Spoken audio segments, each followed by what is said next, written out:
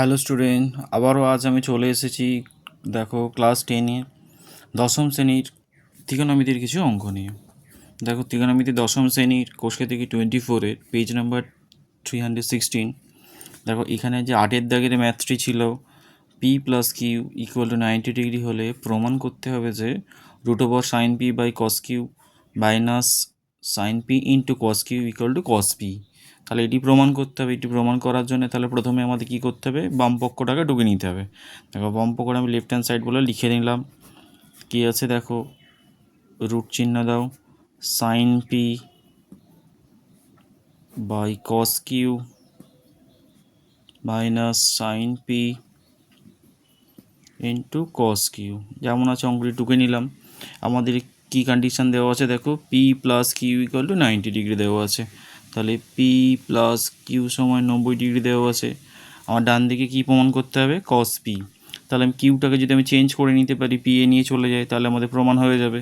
তাহলে আমি কিউ এর পরিবর্তে কী লিখতে পারি, Q equal to 90 degree minus P. তাহলে দেখো সমান চিহ্ন দাও, রুট যেমন আছে বসিয়ে দিলাম, তারপর সাইন পি আছে বসে গেল, কস আছে বসে গেল। তাহলে কিউ এর পরিবর্তে 90 ডিগ্রি মাইনাস পি লেখো, 90 ডিগ্রি মাইনাস পি। মাইনাস যেমন আছে বসিয়ে দিলাম, সাইন পি যেমন আছে বসিয়ে দিলাম। আবারও দেখো কিউ এর পরিবর্তে কি বসাবো, কস যেমন আছে বসিয়ে দিলাম, 90 ডিগ্রি মাইনাস পি বসিয়ে দিলাম। নেক্সট লাইন দেখো, সাইন পি আছে যেমন বসে গেল। তাহলে কসের অপোজিট কি হয়ে যায়, সাইন হয়ে যায়। আবার যে 90 ডিগ্রি থেকে যে অ্যাঙ্গেলটা আমরা মাইনাস করবো সেই অ্যাঙ্গেলটা আমরা বসিয়ে দেবো। দেখো সাইন পি বসে গেল, এবার মাইনাস আছে মাইনাস দিলাম, আবার সাইন পি আছে বসিয়ে দিলাম। এবার দেখো এখানেও দেখো কস যখনই আমরা পুরোক্ষণে চেঞ্জ করবো তাহলে সামনে যেটা থাকে তার কী হয়ে যায়, অপোজিট হয়ে যায়। তাহলে এখানে কস আছে, কসের অপোজিট কী হয়ে যাবে, সাইন। তাহলে ইন্টু দিলাম সাইন। এবার দেখো 90 ডিগ্রি থেকে যে অ্যাঙ্গেলটা আমরা বিয়োগ করেছি, কী বিয়োগ করেছি, পি বিয়োগ করেছি, পিটা বসিয়ে দিলাম। দেখো এই সাইন পি কেটে গেল, রুট যেমন আছে বসিয়ে দিলাম। তাহলে কেটে গিয়ে থাকে 1। দেখো মাইনাস আছে বসিয়ে দিলাম।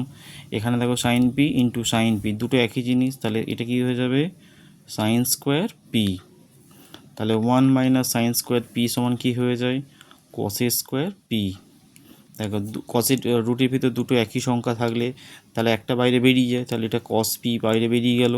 দেখো ডান পক্ষ আমাদের কী ছিল, কস পি। তাহলে এখানে আমাদের কী বেরিয়ে গেল, কস পি। অতএব আমাদের কী এটা প্রমাণিত হয়ে গেল। তাহলে কী লিখবো, অতএব বাম পক্ষ সমান ডান পক্ষ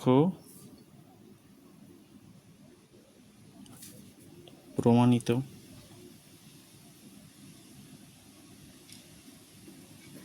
দেখো এই অঙ্কটি এখানেই কমপ্লিট হয়ে গেল।